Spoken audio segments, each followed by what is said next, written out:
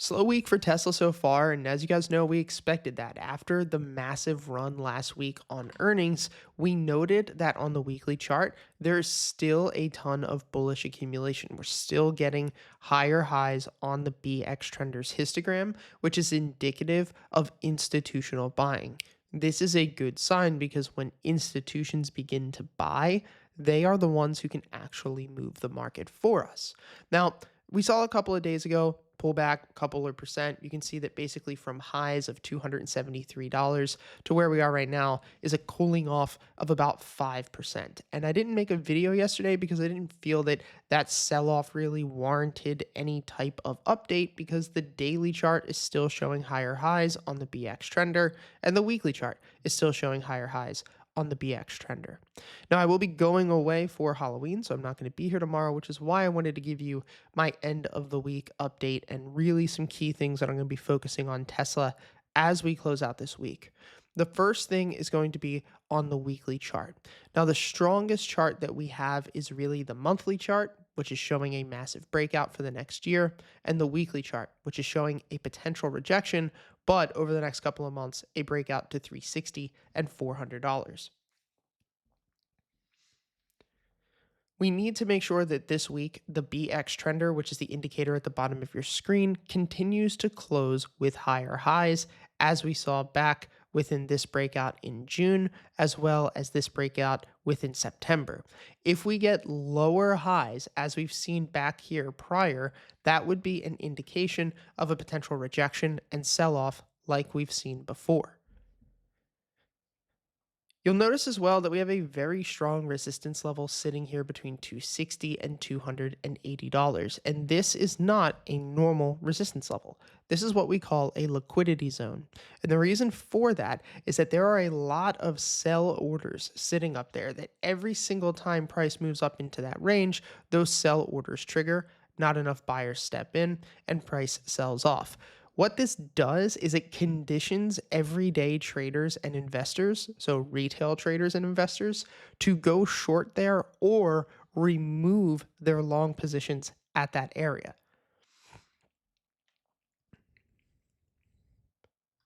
If we just isolate this section here for basically the past 400 days, you'll notice that we have what's called an inverted head and shoulders pattern.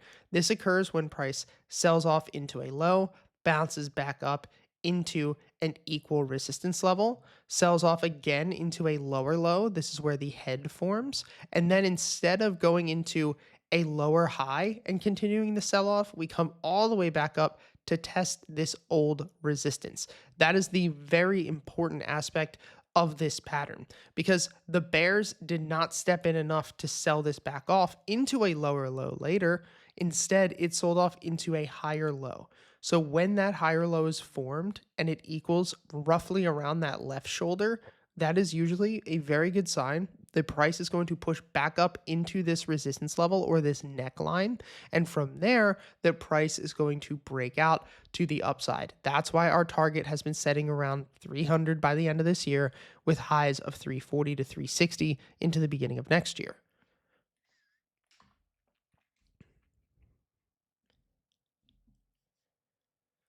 And as we talked about in the last video, everyone is expecting a significant pullback on Tesla, and that could happen, right? If we take a Fibonacci retracement from swing low up to swing high on the 1 hour, you'll notice that our institutional buy zone that we're usually looking for is sitting down here between 236 and 224. But what you have to understand is that this move here was not for something that was not fundamental. They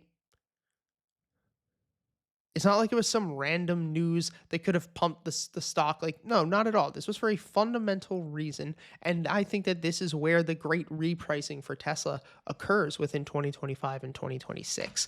And when we see these types of massive moves within a single week where a company of Tesla size can move 25% to the upside, I feel that it's very tough to imagine that big money is going to allow this to come back down to 220. That's why even though I was up at $1,200,000 last week when we were trading around highs of about 280, I still held my cause because I understand that over the next 12 to 18 months that there is a very high chance that Tesla will continue to move, and I'm okay with not realizing a short-term profit and potentially even giving back some or most of my gains in the short term in order to make a massive return in the next 12 to 18 months. Let me know what you guys think in the video. If you want to get access, let me know what you guys think in the comments. If you want to get access to all these indicators that you see here,